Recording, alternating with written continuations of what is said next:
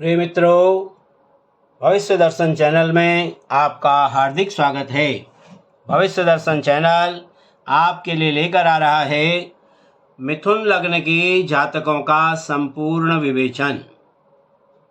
आज इस संदर्भ में हम बात करते हैं मिथुन लग्न में जन्मे हुए जो जातक हैं उनके कुंडली की दृष्टि से सूर्य, चंद्र, मंगल, बुध, गुरु, शुक्र, शनि, राहु यानी इनकी क्या स्थिति रहेगी भावेश के रूप में, और किस प्रकार के विशिष्ट योग मिथुन लग्न की कुंडली में बनते हैं, और दशा, महादशा, अंतरदशा का किस प्रकार का फल मिथुन लग्न के जातकों पर पड़ेगा, इसके बारे में संपूर्ण रूप से हम चर्चा करेंगे। प्रिय मित्रों, मिथुन राशि ये राशि समूह में पहली युग्म राशि है जिसका आकार स्त्री पुरुष संबंध को लेकर है। संस्कृत में इसे द्वंद्व, जुतुम, यम, युग, तृतीय एवं विज्ञ के नामों से भी पुकारते हैं। काल पुरुष के शरीर में इस मिथुन राशि का स्थान स्तन मध्य है। मिथुन की आकृति में स्त्री पुरुष का जोड़ा, जिसमें स्त्री के हाथ में वीणा तथा पुरुष के हाथ में गदा धारण की हुई प्रतीत होती है। मिथुन का स्थान जुआ, रतिस्थान एवं विहार भूमि है। यह समसंज्ञक, पुरुष प्रधान, पश्चिम दिशा की स्वामिनी, क्रूर स्वभाव तथा द्विस्वभाव संज्ञक है। यह शीर्षोदय तथा रात्रि बलि है। यह मिथुन राशि मुख्यतः जलाश्रयी राशि है। लग्न में बलि तथा जीव संज्ञक, वैश्य वर्ण, मध्याह्न अंध तथा हरे रंग की अधिपति है। इसका स्वामी जो है मिथुन राशि का वो बुध है, जो कि सौम्य ग्रह कहलाता है। ये तो रही सामान्य मिथुन राशि की बात। अब बात करते हैं मिथुन राशि में यानी कि मिथुन लग्न की जातकों के लिए सूर्य, चंद्र, मंगल, बुध, गुरु, शुक्र और शनि, इनका क्या प्रभाव रहेगा, किस प्रकार का जो है ये कुंडली में अपना फल डालेंगे। सबसे पहले बात करते हैं सूर्य की। जैसे यानी कि सूर्य जो है यहाँ पर मिथुन लग्न की यदि कुंडली है तो मिथुन लग्न की कुंडली में सूर्य जो है अकारक होते हैं। क्यों? क्योंकि ये त्रिषडाय राशियों में से एक राशि का अधिपति होगा। त्रि, षट और आय, तो इस प्रकार से जो है ये त्रिषडाय जो राशियां हैं उनमें से तृतीय राशि का जो अधिपति है वो है सूर्य मिथुन राशि की कुंडली में, मिथुन लग्न की कुंडली में। इसलिए सूर्य जो है यहाँ पर मिथुन लग्न की कुंडली में अकारक रहेगा, अशुभ रहेगा। अब बात करते हैं चंद्रमा की। चंद्रमा देख रहे हैं आप यहाँ पर द्वितीय भाव में है, धनेश है, धन स्थान का स्वामी है। और लेकिन साथ ही साथ ये जो है चंद्रमा मिथुन लग्न की कुंडली में सामान्य मार्केश की भूमिका को भी अदा करता है। अब बात करते हैं मंगल की। मंगल आप देख रहे हैं यहाँ पर षष्ठेश भी है और एकादशेश भी है। तो इस प्रकार से जो है जैसे अभी आपको सूर्य का बताया था त्रिषड आय, यानी कि सूर्य जो है त्रिक स्थान यानी कि तृतीय भाव का स्वामी है, इसलिए अकारक हो गया।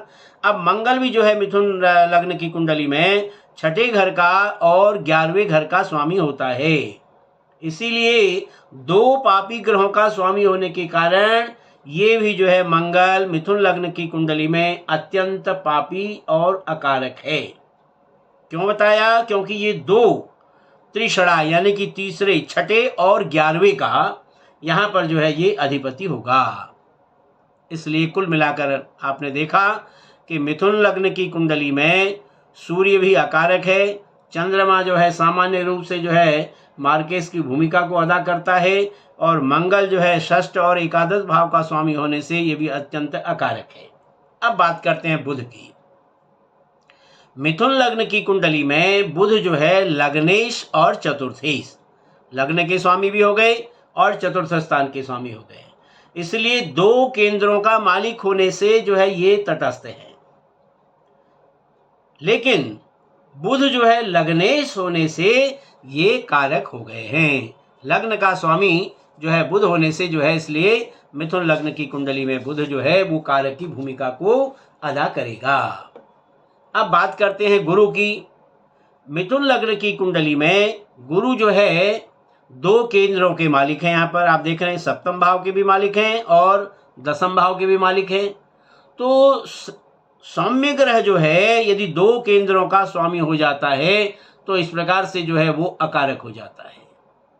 तो गुरु जो है यहाँ पर अकारक हो गए और मार्केश भी हो गए, क्योंकि सप्तमेश और राज्येश हैं। सप्तमेश होने से भी ये जो है मार्केश हो गए। इस प्रकार से यानी कि हम ये कह सकते हैं मिथुन लग्न की कुंडली में गुरु भी जो है अकारक की भूमिका को अदा करेंगे। अब आती है बात शुक्र की। शुक्र को देख रहे हैं आप यहाँ पर। शुक्र जो है इनकी कुंडली में कारक ग्रह है, क्योंकि पंचमेश है, त्रिकोणेश है।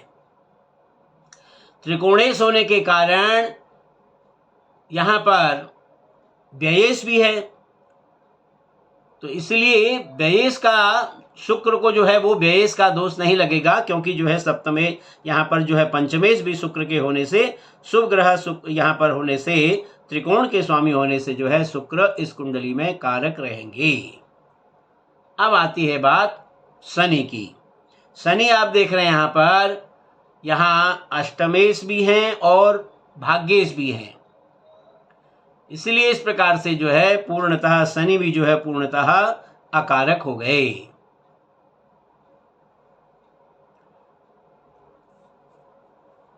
ये तो रही सामान्य ग्रहों की स्थिति, किस प्रकार का प्रभाव मिथुन लग्न की कुंडली में ये लोग डालेंगे। अब बात करते हैं कुछ योग और अवयोगों की। यदि मिथुन लग्न हो और तीसरे भाव में यदि सूर्य और बुध का संयोग हो,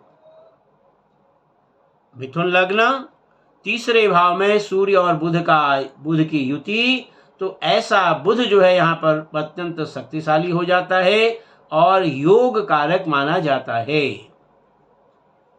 ऐसी परिस्थिति में बुध जो है वो अपनी दशा में, यानी बुध की दशा में जातक को जो है श्रेष्ठतम धन लाभ कराने में समर्थ होगा। ये तो रही सूर्य और बुध आदित्य योग की बात। और मिथुन लग्न की कुंडली हो, द्वितीय भाव में चंद्रमा और मंगल की युति हो, और तीनों यहां पर यदि शुक्र भी आ जाए, चंद्र मंगल और शुक्र, ये यदि तीनों ही ग्रह जो है दूसरे भाव में हो, तो ऐसा व्यक्ति अतुल धनी होगा और ऐसे जातक को आकस्मिक द्रव्य लाभ भी होगा, क्योंकि इस प्रकार का जो धन स्थान है वो धनेश, आयेश तथा भोग का कारक ग्रह शुक्र, ये तीनों ही साथ में होंगी। इस प्रकार से जो है ये विशेष योग जो है मिथुन लग्न के जातकों की कुंडली में बनता है।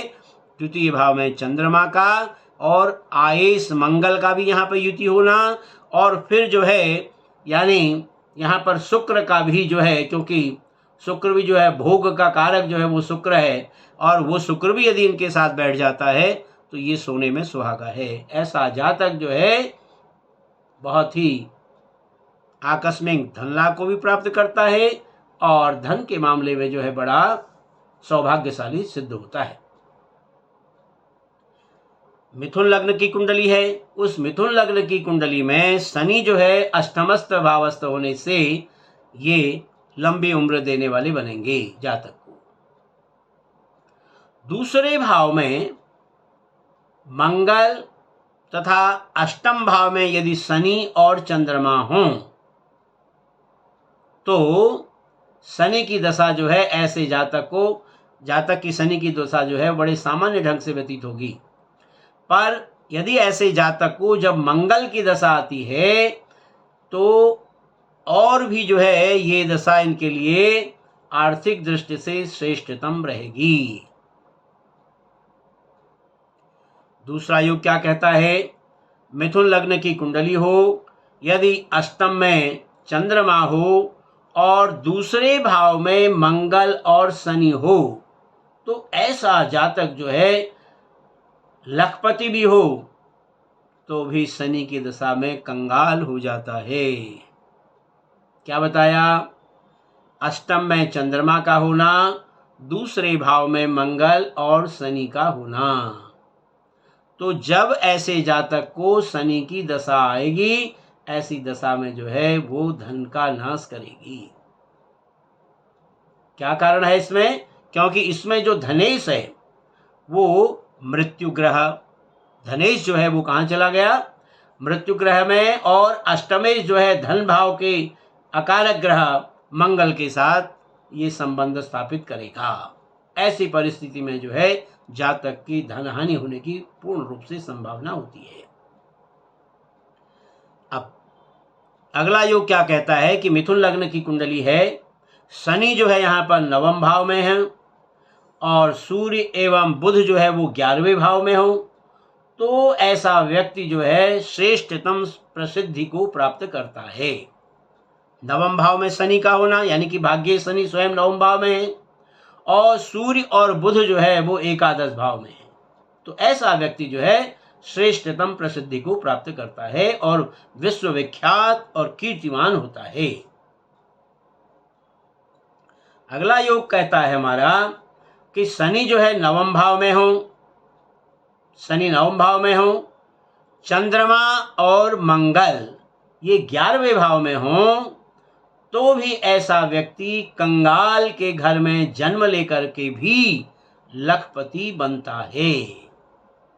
शनि का नवम भाव में होना, भाग्येश का नवम भाव में होना और चंद्रमा और मंगल का, यानी कि मंगल तो स्वयं यहाँ पर अपने स्वराशि से हैं और चंद्रमा भी यहाँ पर इनके साथ युति करते हैं 11वें भाव में, क्योंकि चंद्रमा जो है धनेश हैं, धनेश भी जो है आयेश के साथ यहाँ बैठ करके एकादश भाव में बैठ जाते हैं। तो ऐसा व्यक्ति जो है कंगाल के घर में जन्म लेकर के भी लखपति बनता है। अगला योग क्या कहता है कि छठे भाव में जब सूर्य चंद्र और बुध की युति हो, छठे भाव में यानी मिथुन लग्न की कुंडली छठे भाव में यहाँ पर सूर्य चंद्र और बुध की युति हो या ये तीनों ही ग्रह छठे भाव में हो, तो व्यक्ति जो है ऐसा व्यक्ति जो है वो कपटी होता है।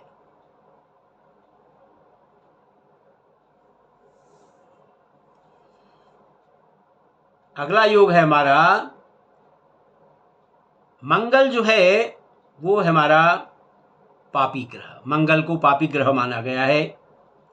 इसलिए यदि मंगल जो है यानी कि मिथुन लग्न की कुंडली है और मंगल की ऐसी परिस्थिति में जो है यदि मंगल की केंद्र में यदि स्थिति होती है तो अपनी दशा अंतरदशा में शुभ फल ही प्रदान करेगा। मिथुन लग्न की कुंडली और मंगल यदि जो है केंद्र में हो कहीं पर भी, तो ऐसी परिस्थिति में जो है वो अपने दशा और अंतरदशा में जातक को शुभ फल ही प्रदान करेगा। दूसरा योग क्या कहता है कि मंगल जो है जहां भी बैठेगा उस भाव की हानि करेगा। मिथुन लग्न की कुंडली और इसमें मंगल जहां भी बैठेगा वहां पर जो है वो उस भाव की हानि करता है। जैसे चौथे भाव में होगा यदि मान लो मंगल, तो यहाँ पर हृदय रोग की संभावना हो सकती है, माता को जो है यहाँ पर माता का न्यून सुख हो सकता है। तीसरे भाव में बैठेगा यहाँ पर तो भाइयों का अल्प सुख जो है ऐसे जातक को मिलेगा। तो इस प्रकार से मंगल जो है जहाँ भी बैठता है, जिस भाव में भी बैठता है उस भाव की हानि करता है। यदि सप्तम भाव में बैठेगा तो जो है यहाँ पर अपने जीवन साथी के साथ जो है विरोध रहेगा। अब नवम भाव में राहु जो है यदि मिथुन लग्न की कुंडली है, राहु यदि नवम भाव में बैठा हुआ है तो ऐसा जो है जातक वो बड़ा प्रखर बुद्धिमान होता है। मिथुन लग्न में शनि जो होता है, ये शनि हमारा ये राजयोग को भंग करने वाला है। क्यों? क्योंकि जो शनि की दृष्टि है वो भी जो है दसम भाव पर हो तो उसे राजकीय सेवा से जो है कोई लाभ उसको नहीं मिल पाता है, क्योंकि शनि की जो दृष्टि है वो हमारी दसम भाव पर जो है हो जाती है। इसलिए ये ऐसे इस प्रकार से जो है शनि जो है ये राजभंग योग करने वाला होता है। मिथुन लग्न की कुंडली है, उसमें शनि यदि नवम भाव में न होकर के और कहीं बैठा हो तो जो है वो जातक की भाग्योन्नति में विलंब एवं व्यवधान उत्पन्न करता है। क्या बताया? शनि जो है मिथुन लग्न की कुंडली, शनि यदि यहाँ पर नवम भाव में न बैठा हो, अन्य कहीं बैठा हो तो जो है वो जातक की भाग्योन्नति में विलंब और व्यवधान उपस्थित करता है। मिथुन लग्न की कुंडली है, सूर्य यदि पंचम भाव में हो तो ऐसे व्यक्ति को हड्डियों के रोग की संभावना बनी रहती है।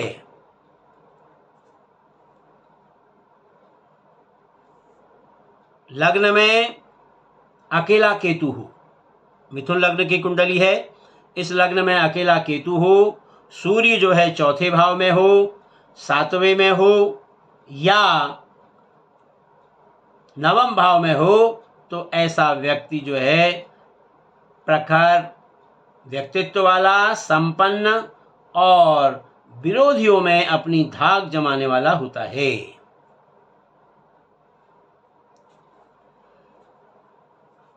मिथुन लग्न की कुंडली है, उसमें मंगल की दृष्टि यदि लग्न पर हो, जैसे यहाँ पर मंगल मान लो दसम भाव में बैठा हो तो मंगल की चतुर्थ दृष्टि जो है वो लग्न पर आ जाएगी। तो मंगल की दृष्टि यदि लग्न पर हो और चंद्रमा पर हो तो व्यक्ति जो है हिंसक स्वभाव संपन्न बन जाता है। ऐसा व्यक्ति जो है वो मिलिट्री, पुलिस आदि विभागों में शीघ्र उन्नति करने में समर्थ होता है। ये मंगल का प्रभाव है। मंगल का प्रभाव यदि लग्न पर पड़े और चंद्रमा पर पड़े तो व्यक्ति जो है हिंसक स्वभाव हो जाता है और वो ऐसे मिलिट्री या पुलिस आदि विभागों में शीघ्र उन्नति करता है। बुध पर यदि मंगल की दृष्टि पड़े तो अत्यधिक खर्चीला, व्यसनी एवं लंपट होता है। क्यों बताया ऐसा? क्योंकि बुध जो है बुध मंगल नैसर्गिक शत्रु हैं। फिर बुध जो है वो लग्न स्थान का अधिपति भी है। इस प्रकार से बुध पर यदि मंगल की दृष्टि पड़ती है तो ऐसा जातक जो है वो खर्चीला, व्यसनी और लंपट होता है। और यदि बुध पर शनि या राहु की दृष्टि हो तो ऐसे जातक को त्वचा रोग होने की संभावना होती है और रक्त विकार बना रहता है। शुक्र, ये देख रहे हैं आप यहाँ पर, शुक्र, चंद्रमा और बुध, ये तीनों ही ग्रहों पर यदि मंगल की दृष्टि हो या युति हो तो व्यक्ति वृद्धावस्था में पागल हो जाता है। उसका, या ये कहिए कि उसका जो मस्तिष्क है वो बड़ा विकृत हो जाता है, अपने बुद्धि विवेक को खो देता है। मिथुन लग्न की कुंडली है, शुक्र पांचवें भाव में, छठे में या 12वें में यदि हो तो ऐसा व्यक्ति जो है वो ज्योतिष आदि विद्याओं में गहरी रुचि लेता है। मिथुन लग्न की कुंडली शुक्र की स्थिति 5वें में, छठे में या 12वें में हो तो ऐसा व्यक्ति जो है ज्योतिष विद्या में बहुत जानकार होता है। गुरु और मंगल, ये गुरु है ये मंगल है, तो गुरु मंगल की युति जो है कहीं भी एक साथ ये बैठे हों दोनों, मिथुन लग्न की कुंडली में गुरु मंगल यदि कहीं भी बैठ जाए एक साथ, उनकी युति हो जाए और इन पर यदि किसी भी शुभ ग्रह की दृष्टि न हो तो ऐसे व्यक्ति का गृहस्थ जीवन एवं दाम्पत्य जीवन दुखमय ही बना रहता है, क्योंकि मिथुन लग्न है।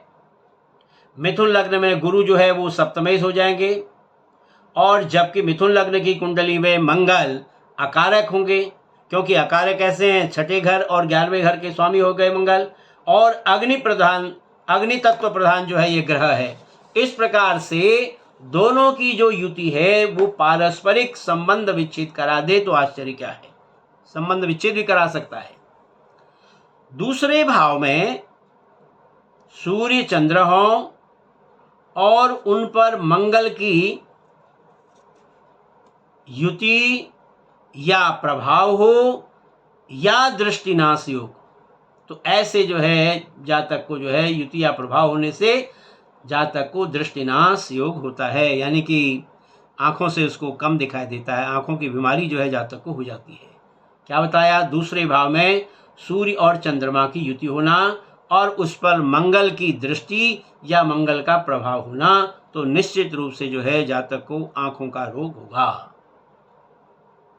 अकेला मंगल यदि दूसरे भाव में हो तो ऐसे व्यक्ति की गोद जाने की संभावना प्रबल हो जाती है।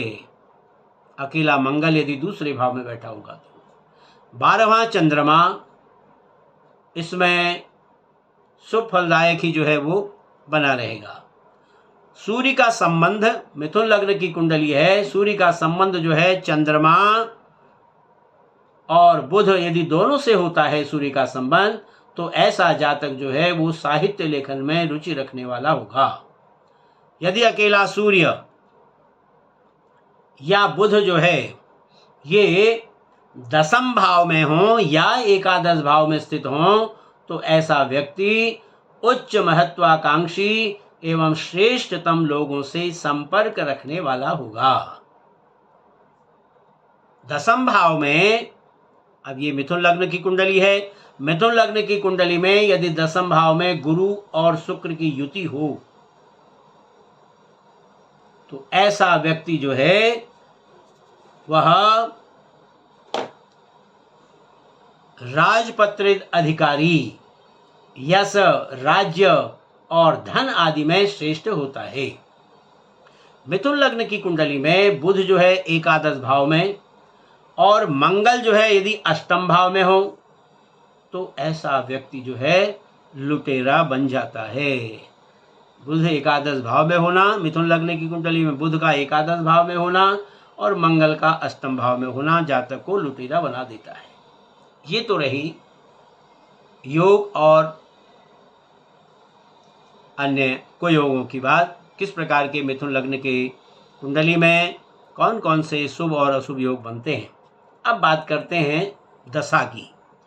मिथुन लग्न की कुंडली में यदि जातक को सूर्य की महादशा है, तो सूर्य की महादशा में ही यदि सूर्य का अंतर है, तो ऐसे समय में जो है भाई से विरोध बना रहेगा। और यदि चंद्रमा का अंतर है तो खर्चों की अधिकता होगी और चोट लगने की संभावना हो सकती है। और यदि मंगल की जो है अंतर्दशा होगी तो ये श्रेष्ठ जो है धन लाभ देने वाली होगी। राहु की जो है अंतर्दशा सामान्यतः अनिष्टकर ही रहेगी। गुरु की महादशा, सूर्य की महादशा में गुरु की अंतर्दशा, ये जो है जातक को कष्ट देने वाली और तबादला देने वाली रहेगी। शनि की, सूर्य की महादशा में शनि की जो अंतर्दशा आएगी वो पूर्वार्ध में तो जातक की अवनति होगी, लेकिन उत्तरार्ध में जो है जातक को उन्नति देकर जाएगी। और बुध की अंतर्दशा जातक के लिए श्रेष्ठ धन लाभ देने वाली होगी। और केतु जो है वो सामान्य रूप से रहेगा। जबकि शुक्र जो है, शुक्र आपका मांगलिक कार्य, विवाह और शुभ संकेत देने वाला जीवन में रहेगा। ये तो रही सामान्य बात सूर्य की महादशा की। अब बात करते हैं चंद्रमा की महादशा की। मिथुन लग्न की कुंडली है और उसमें चंद्रमा की जब महादशा चल रही है, उस चंद्रमा की महादशा में यदि चंद्रमा का ही अंतर चल रहा है, तो ऐसे में जातक को धन लाभ देने वाली रहेगी और साथ साथ में एक्सीडेंट की संभावना भी बनी रहती है। इसमें मंगल का मंगल की अंतर्दशा शुभ एवं उन्नतिदायक होती है। राहु की अंतर्दशा हानि और खर्च करने वाली होती है। गुरु की अंतर्दशा भी जो है कष्टदायक होती है। जबकि शनि की अंतर्दशा एक्सीडेंट और मृत्यु के समान कष्ट देने वाली होती है। बुध की अंतर्दशा उन्नति देने वाली, प्रमोशन देने वाली और धन लाभ देने वाली होती है। केतु की अंतर्दशा भी अनुकूल रहती है। जबकि शुक्र की अंतर्दशा लाभ और हर्षदायक समाचारों को देने वाली रहती है। सूर्य की अंतर्दशा जो है वो धन लाभ, प्रसिद्धि और प्रतिष्ठा देने वाली होती है। अब बात करते हैं मंगल की महादशा की। जब जो है मिथुन लग्न के जातकों को मंगल की महादशा आती है और मंगल की महादशा में मंगल का ही जब अंतर आता है तो उसका पूर्वार्ध जो है वो हल्का रहता है और उत्तरार्ध जो है वो लाभदायक रहता है। पूर्वार्ध को हम कह सकते हैं कि वो सामान्य रहता है, उत्तरार्ध लेकिन अच्छा धनदायी रहता है। राहु के अंतर जो है इसमें मंगल की महादशा में राहु का अंतर शुभ फलदायक रहता है। गुरु की जो है अंतर्दशा भी वो धन लाभ देने वाली होती है। चंद्रमा की अंतर्दशा मांगलिक शुभ कार्यों को देने वाली होती है और प्रसिद्धि देती है। बुध की अंतर्दशा जो है उत्तम फलों को देने वाली होती है। जबकि केतु की दशा भी जो है जातक के लिए शुभ होती है। शुक्र की जो अंतर्दशा है वो श्रेष्ठ धन लाभ देने वाली होती है। सूर्य की अंतर्दशा संतान का सुख देने वाली होती है। जबकि चंद्रमा की अंतर्दशा जातक के लिए अनुकूल रहती है। अब बात करते हैं राहु की महादशा की। तो राहु की जब महादशा होती है मिथुन लग्न के जातकों को, उसमें राहु का ही जब अंतर आता है तो वो अनुकूल रहता है। गुरु का अंतर ये धन हानि, अपमान और राज्य की अवनति करने वाला होता है। शनि के अंतर्दशा जब आती है तो ये रोग वर्धक होती है, बीमारी को बढ़ाने वाली होती है। बुध की अंतर्दशा श्रेष्ठ रहती है और अनुकूल रहती है। केतु की अंतर्दशा सामान्य रहती है। जबकि शुक्र की अंतर्दशा पूर्णतः अनुकूल और यात्राएं कराने वाली होती है। सूर्य की अंतर्दशा कष्टदायक और धन हानि कराने वाली होती है। चंद्रमा की अंतर्दशा मानसिक परेशानी देने वाली और व्यथा देने वाली होती है। जबकि मंगल की अंतर्दशा अनुकूल रहती है, लाभदायक रहती है और भाग्यवर्धक रहती है। अब बात करते हैं गुरु की महादशा की। गुरु की महादशा में जब गुरु का ही अंतर आता है तो वो जातक को सामान्य परिस्थितियों में देता है, यानी कि सामान्य परिस्थिति जातक की रहती है। मिथुन लग्न वाले जातकों की कुंडली में जब गुरु की महादशा हो, शनि का उसमें जब अंतर आ रहा हो तो शनि का अंतर धन लाभ और व्यापार वृद्धि देने वाला होता है। बुध की अंतर्दशा श्रेष्ठ रहती है। केतु की अंतर्दशा भाग्यवर्धक रहती है। शुक्र की अंतर्दशा पूर्णतः शुभ रहती है। सूर्य की अंतर्दशा प्रतिष्ठा, सम्मान और शुभदायक रहती है। चंद्रमा की अंतर्दशा धन लाभ देने वाली होती है। जबकि मंगल की अंतर्दशा व्यापार वृद्धि और धन लाभ देने वाली होती है। और राहु की जो अंतर्दशा है वो कष्टदायक और अवनति देने वाली होती है। अब बात करते हैं शनि की महादशा की। मिथुन लग्न की जातकों की कुंडली में शनि की जो महादशा जब आती है उसमें शनि का ही जब अंतर आता है तो ऐसी परिस्थिति में जातक को मृत्यु के समान कष्ट होता है और पदावनति होती है। बुध की जो है जब अंतर्दशा आती है वो सामान्यतः शुभ रहती है। केतु की अंतर्दशा शुभ रहती है। शुक्र की अंतर्दशा धन लाभ और अनुकूल रहती है। सूर्य की अंतर्दशा जो है वो प्रतिष्ठा और सम्मान देने वाली रहती है। चंद्रमा की अंतर्दशा पूर्वार्ध में खर्च करने वाली लेकिन उत्तरार्ध में जो है शुभदायक रहती है। जबकि मंगल की अंतर्दशा पूर्णतः जातक को अनुकूल रहती है। राहु की अंतर्दशा तकलीफ देने वाली रहती है और गुरु की अंतर्दशा होती है वो जातक के लिए अनुकूल रहती है। अब बात करते हैं बुध की महादशा की। बुध की महादशा में यानी कि मिथुन लग्न की कुंडली है और बुध की महादशा चल रही है। उस बुध की महादशा में बुध का ही अंतर चल रहा है जो श्रेष्ठ रहता है। केतु का अंतर धन लाभ देने वाला और अनुकूल रहता है। शुक्र की अंतर्दशा जो होती है वो विद्या में उन्नति देने वाली, संतान सुख और विवाह का कारक बनती है। सूर्य की अंतर्दशा पूर्ण प्रतिष्ठा देने वाली होती है। चंद्रमा की अंतर्दशा पूर्ण जो है धन लाभ देने वाली होती है और उन्नति देने वाली होती है। मंगल की अंतर्दशा श्रेष्ठतम रहती है, जबकि राहु की अंतर्दशा कष्टदायक होती है। गुरु की अंतर्दशा शुभ और मांगलिक कार्य देने वाली होती है, जबकि शनि की अंतर्दशा भाग्योन्नतिदायक रहती है। अब बात करते हैं केतु की महादशा की। केतु की महादशा में केतु का ही जब अंतर आता है तो ऐसे जातक का तबादला होता है और शुभ और राज्योन्नति होती है। शुक्र की अंतर्दशा शुभ रहती है, सूर्य की अंतर्दशा श्रेष्ठ रहती है, चंद्रमा की अंतर्दशा श्रेष्ठतम धनदायक रहती है, मंगल की अंतर्दशा श्रेष्ठतम और धन लाभ देने वाली होती है, जबकि राहु की अंतर्दशा घोर कष्ट और एक्सीडेंट देने वाली रहती है। गुरु की अंतर्दशा सामान्य मार्केश की भूमिका अदा करती है और उन्नति देने वाली रहती है। शनि की अंतर्दशा भी जो है वो उन्नतिदायक रहती है। बुध जो है पूर्ण उन्नतिदायक और लाभदायक रहता है। अब बात करते हैं शुक्र की महादशा की। शुक्र की महादशा में जब शुक्र का ही अंतर आता है वो सामान्य रहता है। ऐसे में जातक की प्रगति बड़ी धीमी होती है और उन्नति के सामान्य आसार रहते हैं। सूर्य की अंतर्दशा श्रेष्ठतम और धन लाभ देने वाली होती है, जबकि चंद्रमा की अंतर्दशा पूर्णतः अनुकूल रहती है। मंगल की अंतर्दशा उन्नति और लाभदायक होती है। राहु की अंतर्दशा कष्टदायक होती है। गुरु की अंतर्दशा विवाह और राज्य उन्नति और लाभदायक रहती है। शनि की अंतर्दशा व्यापार में वृद्धि करती है और भाग्यवर्धक रहती है। बुध की जो अंतर्दशा है वो श्रेष्ठ रहती है, सर्वतोमुखी उन्नति करने वाली होती है, जबकि शुक्र की महादशा में केतु की अंतर्दशा श्रेष्ठ रहती है। प्रिय मित्रों, यह था सामान्य रूप से मिथुन लग्न के जातकों का संपूर्ण विवेचन। आशा है आपको हमारी यह वीडियो अच्छी लगी होगी। यदि आपको हमारी यह वीडियो अच्छी लगे तो आप हमारी वीडियो को लाइक करें, शेयर करें और हमारे चैनल को सब्सक्राइब करना भी न भूलें। फिर इसी प्रकार की नई वीडियो लेकर आपके सामने उपस्थित होंगे। तब तक के लिए आप सभी का हार्दिक धन्यवाद।